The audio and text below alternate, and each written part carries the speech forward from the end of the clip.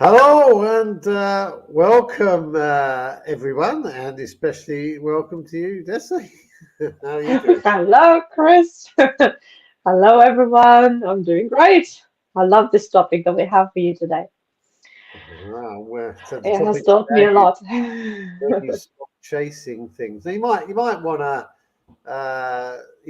to click on the like and the subscribe and tick the little bell there because this kind of topic is uh, is a good topic.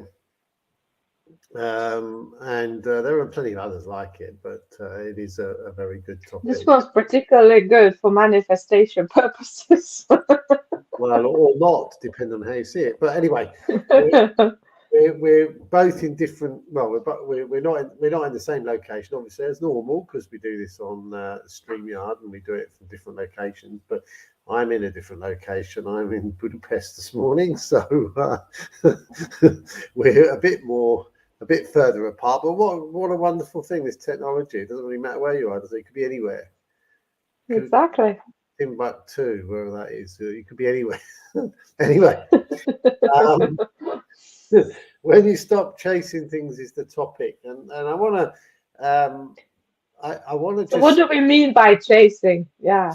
like it's grasping. So it could be anything, but predominantly people are grasping for money, or they're grasping for a person, or they're grasping for love, or they're grasping whatever. You could be grasping for anything. You could be, it's just whatever people think of and desperately want, and consequently they're grasping for it because they basically made this thing primary importance, and it's something that they desperately want. Now, it could be that it's all an illusion, but that could be just they work themselves up into a frenzy and they really want it, and actually it's not that important, but they want it. And that could be anything. Kids do this, For don't any they? reason. Yeah. I want a football. I want a yeah. It's like it's of no consequence really, but they desperately want it. Or it could be something that's really vital. And of course, you get into this state where you're desperately altering your behaviour or trying your hardest in order to get this thing, whatever it happens to be. And the universe appears to just keep pushing it into the long grass away from you. The harder you work at it, the further it seems to get away. And I think that in reality, it's because not because it is getting further away, but because you're getting further away from what you need to do in order to get it. You So seem just to get further away from yourself. yeah, exactly. So essentially, there are things that perhaps that should be done, and because of your behaviour changes, because of this overwhelming desire, it's almost like they said in the Bible, you're you know you're making false idols, as is Mm. focus on the God and you'll get everything you need kind of thing. But now you're chasing this other thing, and of course it's taking you away from what you really should be doing potentially, and consequently it's just not happening. Not happening at all. Mm. And there are some really good examples. I mean, I always say, like, and you've heard me say this at the allotment, like whenever we come to a point where we need some more of something, and it's like, right, okay, I'm going to need some more wood. And then suddenly someone turns up with a load of wood. It's not happened once, has it? It's happened a few It's times. happening all the time. Yeah. And it's And like, I think it's happening actually because you are there. It's happening because you create that. And I'm convinced it is like that because you are the one who does the wood. You are the one who needs the wood because you ran out of wood to construct the next bit. And because of how you rock this life, it just happens. And I'm just a constant witness of it. it's not, And you try to persuade me that I'm involved in this as well, but I can't be persuaded. I just had to see it happen so that I could learn. And I knew it wasn't me. that was doing it. Well, the thing is, right, and I think it's really, really hard because all of society works on grasping, grabbing, like cheating each other out of stuff so they can get more comparisons. You know, like oh, I'm jealous because they got more than I've got. I've got to get Mhm. more. Yes, the whole of this, like these things are these things. I've been involved in these things. Like it's. I'm not talking about things we don't understand. We might not like our behavior, but we still do it. Like it's just horrible, really. And I guess like I mean, back if you go back a couple, like 5 years or 4 years or so, I was living at my mum's, and Eleanor was there with me, and like she one day she said, can I borrow a tenner? And I said, well, actually, no, because I've got £8. I have £8. I have no money in the bank. And I have £8 in my pocket. That's it. So she went, well, okay then. Well, I wasn't worried. I wasn't bothered by it particularly, but I didn't have 10 quid, like, so I had to let her down. And then and then the phone went about an hour later. Someone is interested in a domain name that I had. Now, I don't know whether you've ever been involved in domain name sales, but the only time a domain name has any value is when you want it and someone else has got it. That's the only time it has any value, really. I mean, okay, you can set up a big company and you've got a domain name, but kind of they get those anyway. And like, but this particular one I'd had since, I don't know, 90, I think I bought it in 91, 92, right? Before they even had somebody that was responsible for looking after domain names, a domain name registrar or whatever. It was before that. And I had a battle at one point because they set up this registrar and they had no knowledge of this one. And they thought it was, and they didn't know how I got hold of this name. And it was like, they were going to take it off me. And I had to fight like hammer and tooth to keep this bloody name. Anyway, I kept it.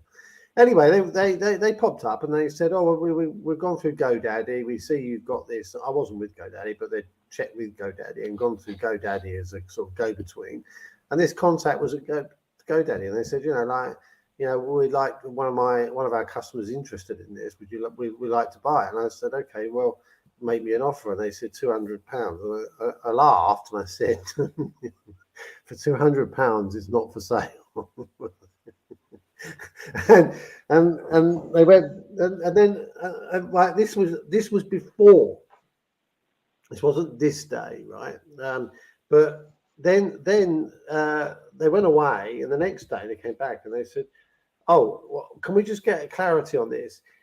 GoDaddy is saying it's not for sale, right? And we really want it. And I said well, it's not for sale for £200.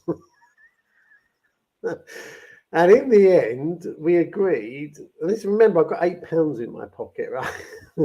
And we agreed on 4,000, right? Oh, yeah.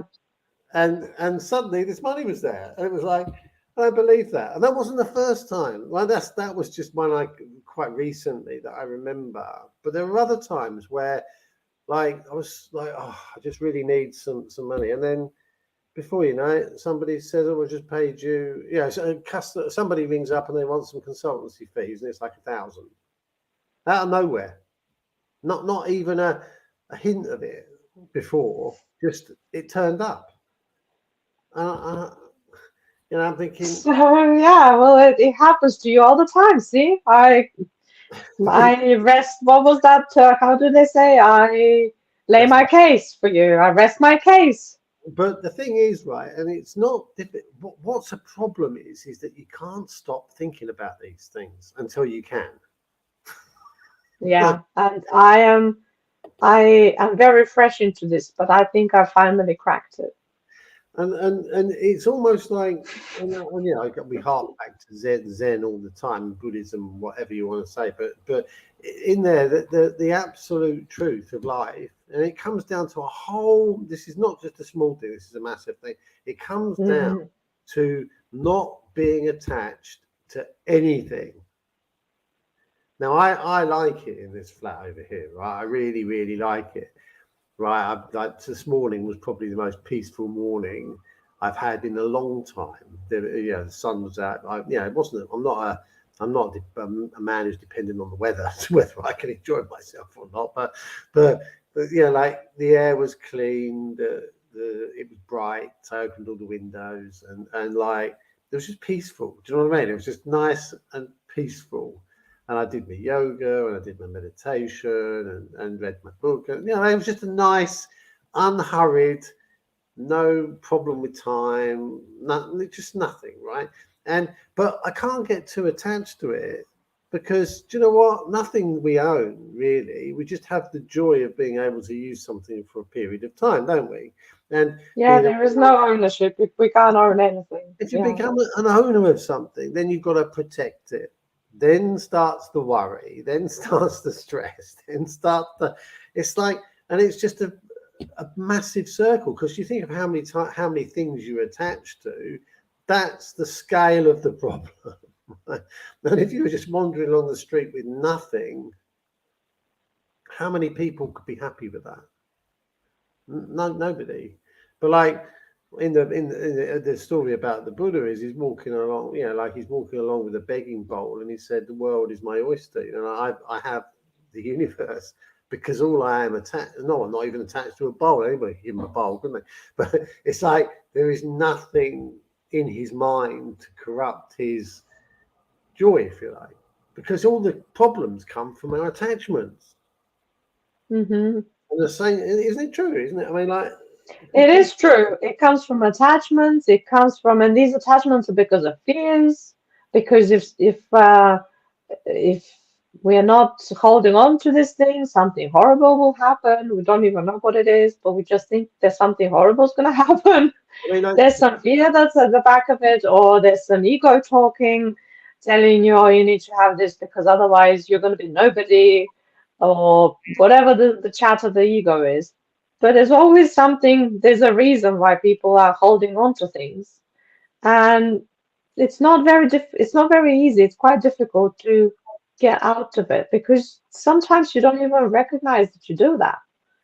well, you don't because like you can be attached to what people think of you. Like, And sometimes fear is not really like, oh, I'm scared, like this kind of fear. It's a constant, chronic fear. And when I say to people, oh, why do you have gout? Why do you have kidney problems? Maybe you have some fear, and they say, nah, I'm not scared of anything. Well, obviously you are because there's some problem with your body. Your body never lies. So what is this fear? What is this?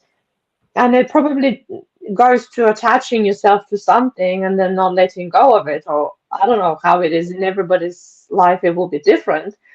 But fear, what I was saying is fear is not always this very obvious thing. It's an underlying constant on the background like that's just keeping you, like in my case, it was keeping me stuck for a long time with money situation. My relationship with money is not too good. Hopefully now it will start changing I because mean, I just finished a 21-day marathon of drawing on the topic of my finances, and the result of that is this peace and non-attachment and non-grabbing after clients. I need to have that many clients a month. I need to do this. I need to generate this amount of money. No, no, no, no, no. Now I'm thinking, and it's not that you can explain it, it's a feeling. But when you have it, you know the difference between how it was before, and that's that fear, the constant chronic fear that you had, or some kind of a story that the ego kept repeating and you didn't even realize it was doing it. You just had the feeling. In my case, it was fear, anxiety, worry, and all of that. And then it's gone, or it's considerably diminished. And then you know the difference. And now I'm thinking, I'm starting to get to understand how you rock and how you manage to get all this wood. Yeah. Well, it could be anything, right? It could be anything that get attached to. And what I mean by that is like it cannot even be. It can be not even a thing. Like people are attached to the portrayal of themselves to others. So they are concerned. The reason why they're doing that is because they're concerned what other people think of them, and Hmm. they're attached to preserving their status, their position, their their being better than others, right? And this is a real problem. This is probably the biggest issue. Hmm. Because what the hell does it matter anyway? Like these people wouldn't be there to help you, so why are you worried about what they think of you? You know, like like it's irrelevant. It doesn't even. It's not even worth thinking about. And yet, I would say that 70% of what people do is to preserve their relationships with others because they think that the other person might have a negative opinion if they find out this thing. So they constantly like it's just like a play. It's just like a soap opera trying to contain this whole thing and like, oh, I can't say that, I can't say that. Can you imagine how complex it is inside their head? There is just so much stuff going on that that they're unable to live a life because they're living this funny old imaginary life, working out what things are happening, and no one else knows what they're talking about. Right? Nobody else has a clue because it just comes from all this programming and everything, and and they can't get out of it. Really, they can't get out of it. I mean, you can cite examples. I can say it's like almost everybody you meet. In fact, everybody you meet is stuck in this, unless there's a few lucky ones, or not lucky, but a few people who've worked out that all of this is illusionary and it's a complete joke, really. But how do you change? It's hard, isn't it? It's so Yeah. to get out of this. I'm telling you now, I've been, like probably the three pillars of Zen, which I've been reading for 3 or 4 years now. It's only through a deep inward looking understanding of myself that I've been able to even scratch the surface of this stuff. And you can't teach it. You've got to discover it for yourself. Like you, I can't just say to you, "Oh, just do this, and it'll all happen," because you can do it. Like I'm not interested. I'm not worried about money, but you are, aren't you? It's not true. Yeah. And it was interesting how when Universal Credit reporting had to happen on a certain date, it would throw me out of the all the balancing and the calm that I'd created before that. It would just throw it down the drain, and I'll be like a mess. So at the beginning, it was a few days before it. Then it came to like, okay, tomorrow is the day I need to be reporting. I don't like it. And then, oh, but today I need to report it, so I'm not too keen on it. And now I think I finally figured it out. So Well, this grabbing is it's just a big skill, a big practice of letting go. But it's difficult if you don't have the tools. I don't know how you did it. I couldn't have done it without my tools. Um, Maybe because we come from different backgrounds, we we had a different operating system downloaded in the first place. And in my case, it was so, well, maybe I'm a woman. I don't know. These are just maybe just some excuses I'm putting forward why it was difficult for me and I needed my tools. And you did it without tools. yeah, I mean, I think However you want to do it, it's up to people how they want to do it. But um, all these people teach you how to manifest, how you need to imagine it as if it happened, and how the more details you put into the thing that you want to manifest, the better it will manifest. You need to be able to smell it, to taste it, to feel it, to hear it, all of this. So you involve all the body. So it's a full body experience as if it happened. But this is grabbing, isn't it? yeah, I mean, the thing And is, they can't teach you to Well, they say, and then let you go to the universe will deliver it. But they miss the point where all of the underlying obstacles, the reason why you don't have this thing already is because you have all these underlying obstacles, all these underwater rocks that are stopping any of this happening. And the major one of those would be this grabbing and wanting it so desperately that you're kind of making a blockage. I can remember when I was in my 20s, right, and I had this issue, right, this issue of fear of other people who we were meeting or associating with doing better than me, Mm, right? It was an obsession. It was an obsession. I admit it, it was an obsession, right? Or what have they got? What car have they got? In what house are they in? It was an obsession, right? And I can't tell you how, like, how horrible in my head. It was powerful, right? It would make you do all my. I can imagine someone in that space, 27, 28, who's struggled and they're earning reasonable money, but they're not quite got what they want. How that person could be almost taken and and and being told that if they do this terrible thing to other people, they will get this money, and them doing it because it was so powerful. And to dispose of it, I had to basically, it took a while, but I had to basically say, stop doing this. If it came, and I did it on my own again. I didn't have any tools really. It was like, I don't like this. I hate it about myself. So I've got to stop it. How do I stop it? Well, I can stop it by changing the way I think. And when I was younger, even when I was 14, 15, I had three things and I was picking the things that was doing well. And I basically had to say, no, you're doing that again. You've got to get out of it. Oh, I can't get out of it. I just can't go. Oh, you've got to get out of it because it's not work. It's not doing well for you. And it took years. So you're It just took recognizing it years when to. you did it and you decided to switch it over. Yeah, I had to kill it. I had to kill this thinking. I really literally had to kill it.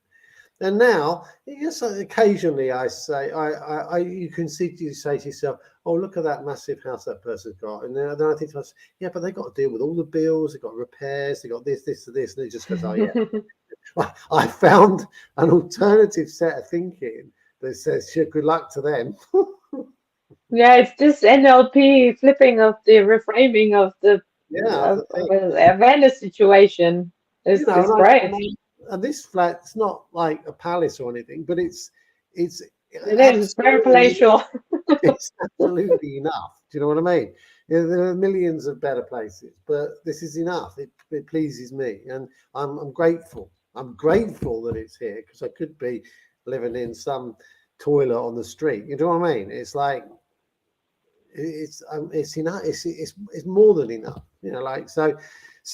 But this whole gratitude thing, it extends throughout your life. You can't just pick up one thing and go, how did you do that? Because it's about being different and, Mm, and knowing things, not reading them and saying, oh yeah, I'm going to do that. It's imbibed it's in the knowing. your body, every cell. It's without exception. And then all the brain's responsibility for is to say, look, you're going down that path again. oh, and like it rescues you sometimes. But apart from that, it's not really there to think about, oh, what do I think of this person? That's irrelevant. It's like you can see what they're doing, you can see what they're up to. You can either be around them or not be around them, can't you? And it's like that's what the brain's there for. It's not there to make a choice for them. And I was reading the other day, it said basically, do not concern yourself with good or evil deeds of others. Because something I read today was on the same kind of topic. It's only people who are, well, happy people don't go about concerning themselves with other people's deeds. They are happily doing what they love doing and they enjoy it, and they're not curious, interested, or concerned in any way whatsoever with what the neighbor does. Well, only in means of having a conversation and enjoying, Exactly. Not witnessing the like what, how enthusiasm. much money they have, what car they bought, what are they doing, how are they managing, what's their dodgy business, what's their good business, what. None of that matters to happy people because they're just generally enjoying their life and they can't be bothered with stuff that is not theirs. It's not about their happiness. It's, Yeah. yeah. The minute There- you start comparing with other people, that means you're not happy. mm, Happiness, comparison is the killer of all joy. yeah. Well done for killing this thing about comparing yourself. I didn't know this about you. It takes, yeah, like I was just, I would look at the end of the day, I understand why people grow for grabbing money. I understand it. Well, I lived in the same world. Do you know what I mean? It's like I wasn't some alien that just arrived. I know and I've experienced it. And like I haven't experienced being an alcoholic, right? So I don't feel I can eloquently talk about that. But about this desire for beer, for houses and property and loads of money and you know all this kind of stuff. Yeah, I was there. You know, like I've cured myself from this disease because it is a disease. They Mm. haven't got a they haven't got a Alcoholics Anonymous for capitalistic anonymous, you know, like or money grabbers anonymous. Perhaps Grabbers. perhaps they should. But it probably needs to be because it's a pandemic. The real pandemic is this This is the this real. striving for influence and money and profits. And So, anyway, it's an interesting conversation. right. I So hope that was. you're grabbing. Are you grabbing? Think about it. And it's not just, oh, let me see how much money I've got and am I grabbing? It's more of an internal feeling of, are you attached to it? And what will happen if it goes away? Then you will know that you're attached or Mm, you're absolutely. not. Because if it's gone, how do you feel about this thing if it's gone? If it wasn't there. Okay. Well, thanks for watching. Right. Subscribe, hit the like button, share it with your friends if you fancy. Yeah. And we'll see you on the next one. Bye. Bye.